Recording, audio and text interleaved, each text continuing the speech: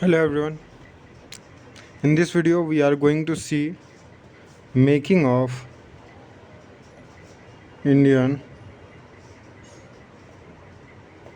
Constitution.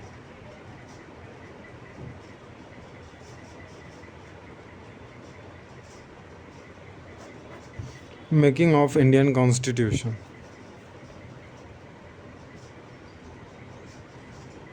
So हम कहाँ से स्टार्ट करते हैं?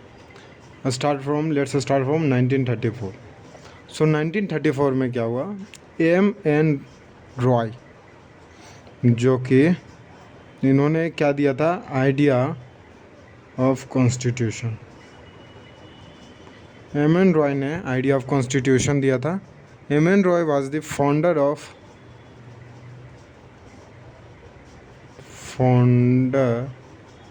Of communist party of India. M.N. Roy जो थे founder of communist party of India, CPI। 1935 में जस्ट आफ्टर जैसे ही M.N. रॉय ने आइडिया ऑफ कॉन्स्टिट्यूशन दिया तो कांग्रेस ने उसके जस्ट अगले साल Congress pass resolution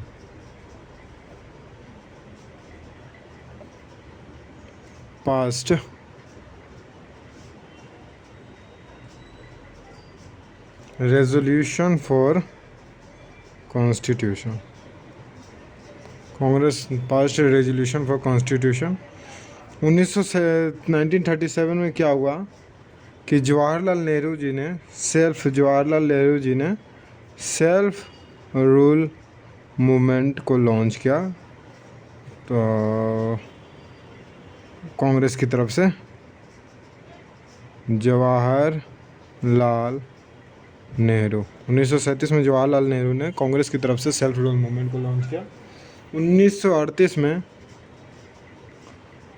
resolution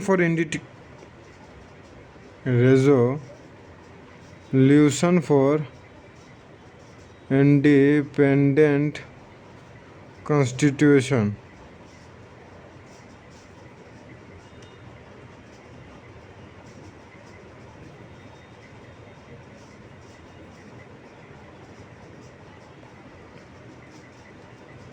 constitution assembly pass की गई। किसकी तरफ से? कांग्रेस की तरफ से भाई जवाहरलाल नेहरू। क्यों पास की गई? तो इसमें डर था कि अगर हम अपना कॉन्स्टिट्यूएंट असेंबली बनाने का रखें तो जैसे साइमन कमीशन की तरह या बाकी और कमीशन की तरह हो सकता है ब्रिटिश अपने ही मेंबर्स दे दे, इंडियन मेंबर्स हो ना, या फिर हो सकता है ब्रिटिश मेंबर का पार्टिसिपेशन रहे, इंडियन मेंबर्स का कम पार्टिसिपेशन रहे।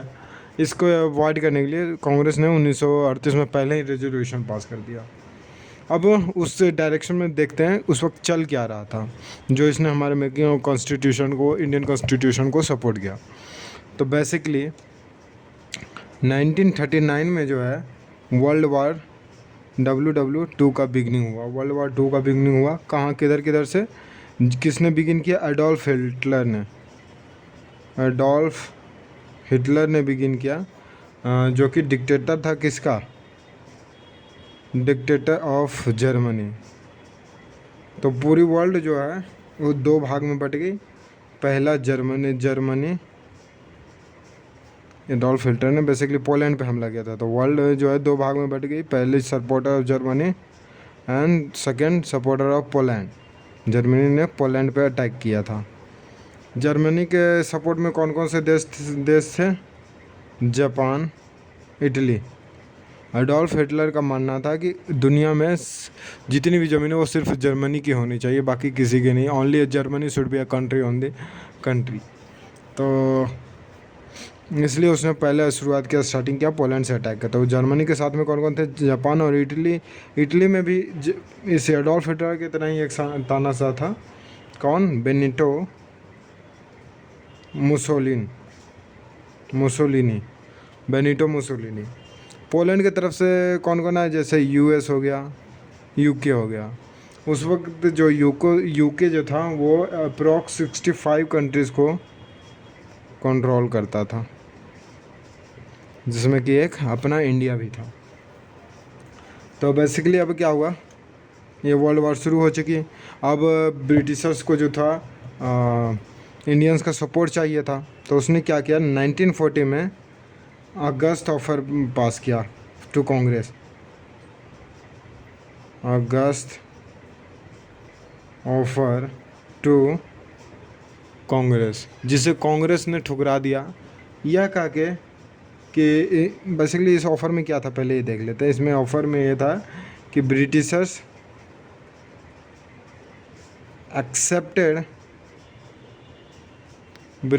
Accepted independent constituent assembly. But यहाँ पे क्या हुआ कि हमारे कांग्रेस ने इस ऑफ़र को ठुकरा दिया। क्यों ठुकराया? यह कह के कि क्या ब्रिटिशर्स का आपका क्या भरोसा, वार के बाद फिर आप अपने बातों से मुकर जाओ, यह करके हटा दिया। फिर उसके बाद अब इसके कंटेक्स्ट में आगे देखते हैं क्या हुआ। 1941 में जो था, 1941 में क्या किया, जापान ने हवाई आइलैंड पे अटैक कर दिया। हवाई आइलैंड पे अटैक कर दिया। हवाई आइलैंड जो था यूएसए का, जो हवाई आइलैंड जो था, हवाई आइलैंड पे यूएस का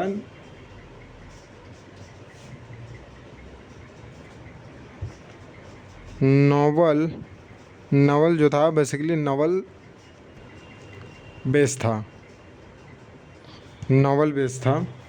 तो जापान ने इस पे हमला किया, क्या थी करके, इसका ऑपरेशन का नाम दिया टोरा। एंड इसमें जो फाइटर्स यूज़ किया गया था वो क्या थे, सुसाइडल फुटबॉल। वो क्या कर रहे थे कि उड़ा के जा रहे थे एंड हवाई आइलैंड पे क्रैश कर दे रहे थे। तो यहाँ पे इस ऑपरेशन को जो जापान ने नाम दिया था कामिकाजी। एंड ऑपरेशन का नाम क्या था, टोरा। जो वहाँ पे क्या हो रहा था, प्लेन जापान ले जा रहा था, वहाँ पे क्रैश कर दे रहा था। तो इससे क्या हुआ कि हवाई आइलैंड जो है फुल्ली डिस्ट्रॉयड हो गया। एंड जो यूएस का जो था अप्रॉक्स 1200 अमेरिकन्स डाइड। 1200 अमेरिकन्स लगभग वहाँ पे मारे गए। उस वक्त के जो यूएस के प्रेसिडेंट थे, उस वक्त के जो यूएस प्रेसिडेंट थे वो थे क्या,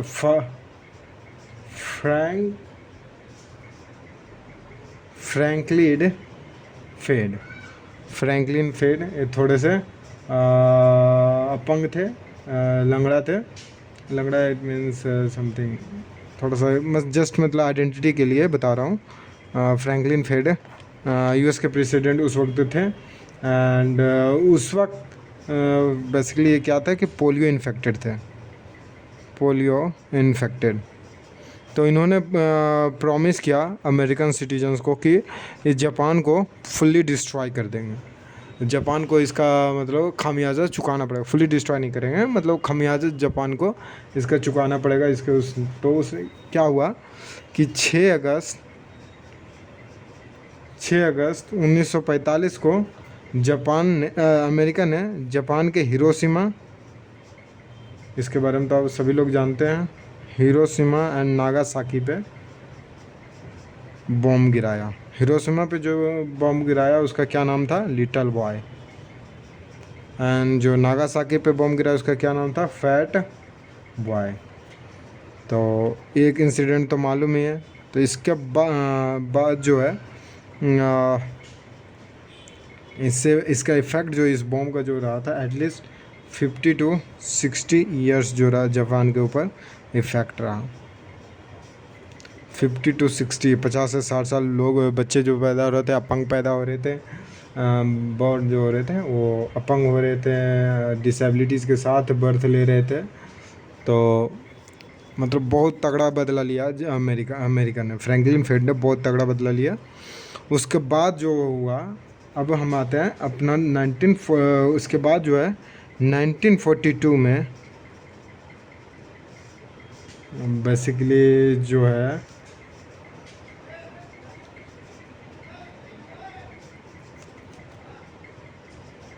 कांग्रेस ने अति सॉरी ब्रिटिशर्स ने क्रिप्स मिशन लाया, जिसके जो लीडर कौन थे? S Stafford Cripps. इसमें बहुत सारी मतलब बताई गई, सुविधाएं दी गई। तो इसको महात्मा गांधी ने क्या बताया? महात्मा गांधी ने इस मिशन को पोस्ट डेटेड चेक बताया। मतलब ऐसा चेक इसमें ये था कि हाँ जी, जब वर्ल्ड वार ख़त्म हो जाएगा तो हम आप लोग इंडिपेंडेंट कॉन्स्टिट्यूएंट असेंबली क्रिएट करने देंगे एंड बेसिकली आपको इंडिपेंडेंट कर दिया जाएगा वगैरह वगैरह। तो बट इसको महात्मा गांधी ने इसे क्या बताया? Post dated cheque. ऐसा क्यों पता नहीं, बाद में जाके आप मुकर जाओ मतलब, या फिर जैसे कि किसी को चेक दे रहे हो, भाई 6 दिन बाद तुम मेरे बैंक से पैसा निकालो, उससे पहले यहाँ पूरा बैंक खाली कर दूँ। तो इसका क्या भरोसा है? इसलिए महात्मा गांधी ने इसे रिजेक्ट कर दिया। अब क्या हुआ कि ये जो यहाँ से 6 अगस्त 1945 में जो हिरोशिमा नागासाकी पे बम गिरा था, यहाँ पे एक चीज़ हुआ था कि यहाँ पे अमेरिका ने यूनाइटेड नेशन का मतलब फॉर्म करना चाहा एंड इसमें बोला कि जो है only clean countries will be it's part. United nation का पार्ट कौन रहेंगे? ओनली क्लीन कंट्रीज रहेंगे। तो अब ब्रिटिश जो था वो ब्रिटेन जो था वो तो समझदार था, तो उसने क्या किया कि बेसिकली जल्दी जो उसके कॉलोनियल कंट्रीज थे वो उसे बेसिकली रिलीज करना शुरू कर दिया, क्योंकि यूएन का मेंबर होना मतलब पावर और अल्टीमेट पावर्स भी यूएसए अमेरिका से सभी स्टेट डरे हुए हैं। यूएन का मेंबर जो रहेगा उसमें अल्टीमेट पावर्स रहेगा, इसलिए जल्दी मतलब इंग्लैंड ने सोचा कि आज़ाद कर दिया जाए। इसीलिए 1946 में जो है 1946 में ब्रिटिश ने कैबिनेट मिशन सेंड किया। इसके तहत ही जो अपना कॉन्स्टिट्यूएंट असेंबली के मेंबर्स जो थे मेंबर्स चुने गए इसी कैबिनेट मिशन के तहत। सो बेसिकली कैबिनेट मेंबर्स के मिशन के मेंबर्स कौन कौन थे? सर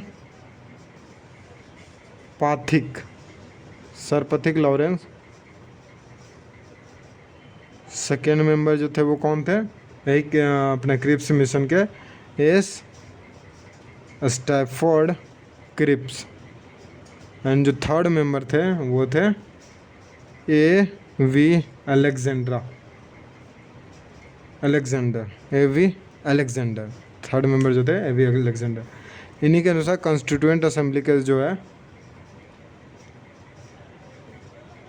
इसी मिशन के तहत कॉन्स्टिट्यूएंट असेंबली सॉवरेन थी फॉर्म कर गई। इसका मतलब क्या हुआ? हमारा जो कॉन्स्टिट्यूएंट असेंबली फॉर्मेशन था वो सोवरीन नहीं था, इसमें सेकेंड देश का जो है वो इन्वॉल्विंग था। इसलिए हम कह सकते हैं हमारा कॉन्स्टिट्यूएंट असेंबली का जो है फॉर्मेशन वो सोवरीन नहीं था।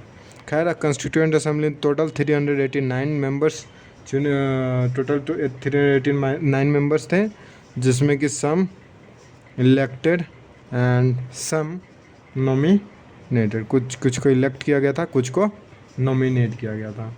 अब नॉमिनेट और इलेक्ट कैसे हुआ था वो देखते हैं। बेसिकली ब्रिटिश ने हमारे पूरे इंडियन प्रोविंसेस को दो भाग में बांट रखा था। जो बड़े प्रांत थे, बिगर प्रोविंस, उसका क्या नाम रखा था? इसने गवर्नर प्रिंस का नाम रखा था। एंड जो स्मॉलर थे और स्मॉलर वन को क्या नाम दिया था? चीफ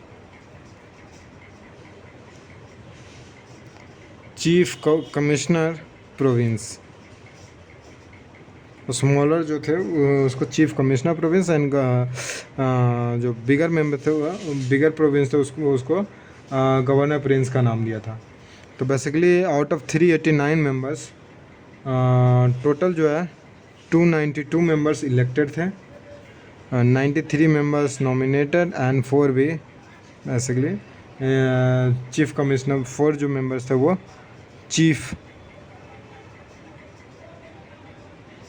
चीफ कमिश्नर प्रोविंस के थे। 4 जो मेंबर थे वो कहाँ के थे कि चीफ कमिश्नर प्रोविंस के थे। और ये कौन कौन से चीफ कमिश्नर प्रोविंस थे? A, B, C, D। ए से अजमेर था, अजमेर बलोचिस्तान। B, C से कुर्ग यानी कि Karnataka and D for Delhi. ये जो 4 जो थे ये क्या थे? चीफ कमिश्नर प्रोविंस थे। तो बेसिकली टोटल हमारा टोटल कितने गवर्नर प्रिंस जो टोटल जो थे वो कितने थे? 11 गवर्नर प्रिंस थे, 11 गवर्नर प्रिंस। टोटल कितने गवर्नर प्रिंस थे? Total number of governor Prince और बिगर province is equal to 11 and total number of chief commissioner province या smaller province is equal to 4। कौन कौन? अजमेर, बलूचिस्तान, कुर्ग एंड दिल्ली। तो बेसिकली हुआ है कि अब जो 4 जो थे चारों से एक मेंबर चुने गए, तो 4 मेंबर्स हो गए इससे एंड 292 मेंबर्स जो थे इलेक्टेड मेंबर्स थे। अब हम 93 मेंबर्स की बात करते हैं। 93 मेंबर्स। सो बेसिकली 93 मेंबर्स में जो बिगर प्रोविंसेस के थे उससे थे। तो क्या यहाँ पे मेन रोल जो आता है सरदार वल्लभ भाई पटेल, सरदार वल्लभ भाई का पटेल आता है। इन्होंने इन बिगर प्रोविंसेस को 2 ऑप्शन दिया था। पहला ऑप्शन क्या था कि इधर become the member of constituent assembly, क्योंकि बिगर प्रोविंस जो थे नहीं मान रहे थे। या फिर नंबर 2 जो था कि Indian armed forces will attack you. Second option था जो टोटल कितने थे 11 बिगर प्रोविंस थे, उसको सरदार वल्लभ भाई पटेल ने 2 ऑप्शन दिया। या तो आप कॉन्स्टिट्यूएंट असेंबली के मेंबर बन जाओ एंड इज्जत से अपना सब कुछ इंडियन टेरिटरी को प्रोवाइड कर दो एंड कॉन्स्टिट्यूशन के फॉर्मेशन में योगदान दो, या फिर इंडियन आर्मी जो है आपके ऊपर चढ़ाई करेगी। तो उस वक्त जो बेसिकली टोटल कितने थे? टोटल 29 प्रोविंसली स्टेट से PRINCL टोटल 9 प्रिंसली स्टेट थे उस वक्त। At that time total 29 princely state थे। इन 29 सभी ने फर्स्ट ऑप्शन प्रीफर किया एंड 29 से हमें जो थे डायरेक्टली नॉमिनेटेड मेंबर्स चुने गए। सो बेसिकली टोटल इन 29 से कितने नॉमिनेटेड मेंबर्स चुने गए? तो 93, जिसमें से किंग बेसिक सी बात है जो लीडर्स थे उन प्रिंसली स्टेट्स के वो तो ऑब्वियस होंगे and important personalities. So total elected members जो थे 296, नॉमिनेटेड मेंबर जो 90, नॉमिनेटेड मेंबर 93। 296 क्यों? जो चीफ कमिश्नर प्रोविंस के जो मेंबर जो थे 4 ये भी इलेक्टेड थे ना कि nominated. So 90 total elected member 296 and nominated member 93। अब इलेक्टेड कैसे हुआ था? लेट्स सी 296 में out of out of 296 Congress में से जो इलेक्ट हुए थे वो 208 थे। मुस्लिम लीग से जो इलेक्टेड थे वो टोटल कितने मेंबर थे? 73। और अदर पार्टी से इलेक्टेड मेंबर्स जो थे वो 15 थे। ठीक है।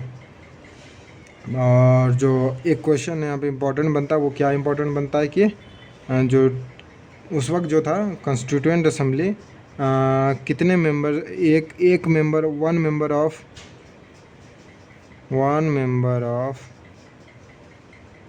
Constituent assembly were representing how many Indians. तो इसका जवाब है यहाँ पे 1:1 मिलियन पीपल। इसका मतलब ये समझ सकते हैं कि उस वक्त जो है टोटल इंडियन का पॉपुलेशन था वो 38.9 करोड़ पॉपुलेशन था।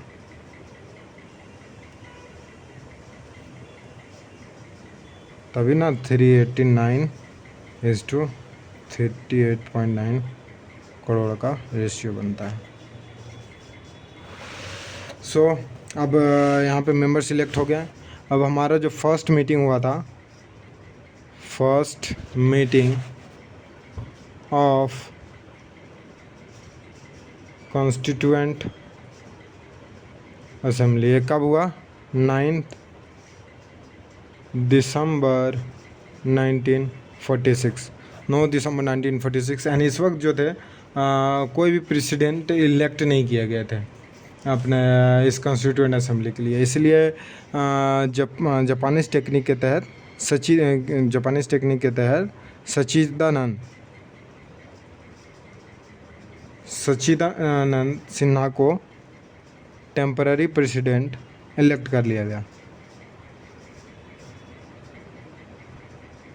जो जापानीज टेक्निक क्या कहती थी कि अगर कोई भी लीडर नहीं है तो जो एल्डेस्ट मेंबर है उसे इलेक्ट कर लिया जाए।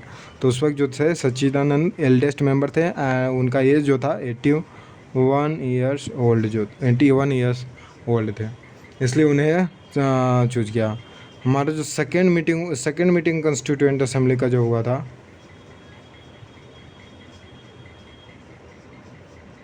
सेकेंड मीटिंग जो कॉन्स्टिट्यूएंट असेंबली का हुआ था वो हुआ था 11 दिसंबर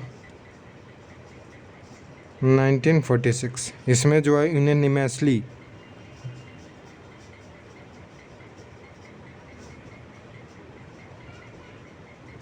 किसको इलेक्ट कर लिया गया एज ए प्रेसिडेंट?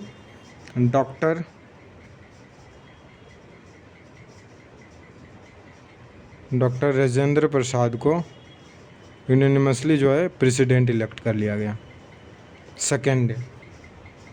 उस वक्त के जो डिप्टी चेयरमैन बने थे of constituent assembly, two deputy chairman थे। कौन कौन? Number 1 H.C. मुखर्जी एंड जो सेकेंड थे V.T. KRISNAMACHARI कृष्णमाचारी। एंड जो एडवाइज़र बने थे of constituent assembly, adviser of constituent assembly जो थे वो B.N. राव का बहुत इम्पोर्टेंट रोल रहा। इन्होंने टोटल विजिटेड 60 कंट्रीज़, उनके संविधान को पढ़ा एंड वहाँ से इंडियन संविधान को राइट करने में हेल्प किया। इम्पोर्टेंस जो प्रोविजंस थे उसमें क्रिएशन में उसको हेल्प किया। सो अब क्या हुआ? 13 दिसंबर 1946 को जवाहरलाल नेहरू ने ऑब्जेक्टिव रेजोल्यूशन पास किया। जवाहरलाल नेहरू पास्ड ऑब्जेक्टिव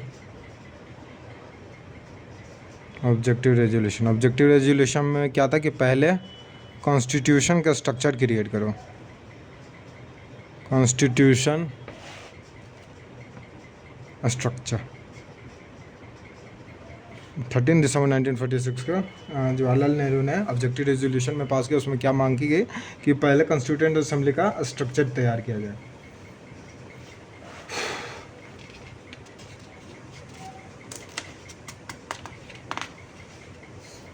तो बेसिकली यहाँ पे एक चीज़ पॉइंट और उठ के आती है कि जो दो मेंबर थे वो कॉन्स्टिट्यूएंट असेंबली इंपॉर्टेंट मेंबर्स, उन्होंने कॉन्स्टिट्यूएंट असेंबली के मेंबर बनने से इनकार कर दिया था। कौन कौन मेंबर थे? 2 member denied being part of constituent assembly. वो कौन कौन थे? Number 1 MK Gandhi, number 2 Mohammad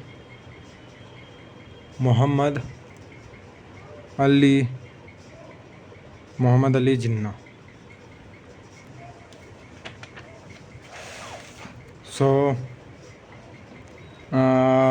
अब जानते हैं कि 1947 में हमारा जो बंटवारा हो गया था, तो टोटल जो थे इंडिया में टोटल उसके बाद 299 मेंबर्स रह गए थे in constituent assembly.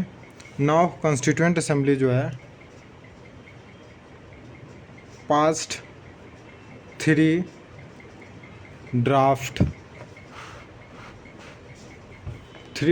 Of constitution. 3 draft of constitution उन्होंने पास किया। नंबर 1 जो था on 4 November 1948, second on 15 November 1948, third on 14 November 1949। ये क्या थे? 3 rough figure past of constitution. 3 rough figure past of constitution. So basically 1949 का जो था ये जो था accepted by all. It was accepted by all, this draft was accepted by all. But यहाँ पे जवाहरलाल नेहरू ने बोला कि we should adopt it on 26 जनवरी। क्यों 26 जनवरी को जवाहरलाल नेहरू ने बोला? Jawaharlal Nehru said we should adopt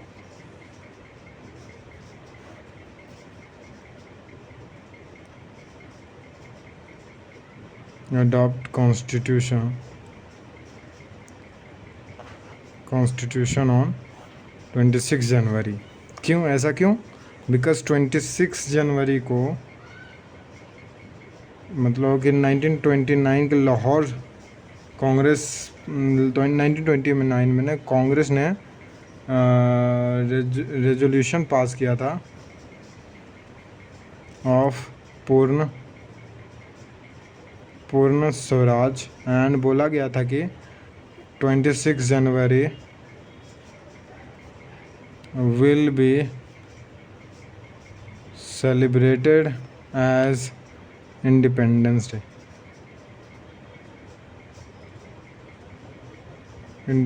Day। तो उस दिन को ऑस्पिशियस बनाए रखने के लिए जवाहरलाल नेहरू ने सजेस्ट किया कि हमें कॉन्स्टिट्यूशन को अडॉप्ट करना चाहिए 26 जनवरी को। सो हमारा जो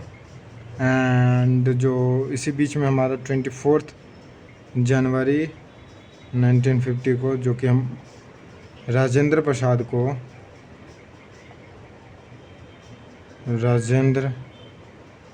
प्रसाद was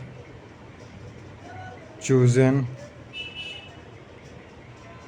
unanimously as president।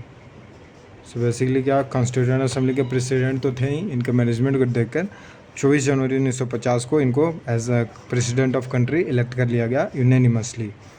ठीक है। एंड 26 जनवरी 26 जनवरी 1950 को अपना कॉन्स्टिट्यूशन अडॉप्ट हुआ और इंडिया बिकम रिपब्लिक। एंड इसको बनने में जो अब कॉन्स्टिट्यूशन को बनने में जो टोटल टाइम लगा था वो कितना था? 2 year 11 month 18 days.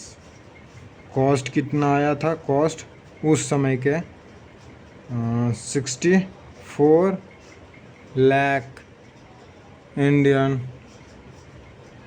Rupee at date. उस वक्त के 64 लाख रुपये लग गया था कॉस्ट। एंड एरर क्या था? टोटल कितने एरर आए थे? अबाउट 2000 एरर आए थे हमारे constituent assembly. So this was our making of Indian Constitution. This was the video of making on Indian Constitution. So hope you liked it. Thank you.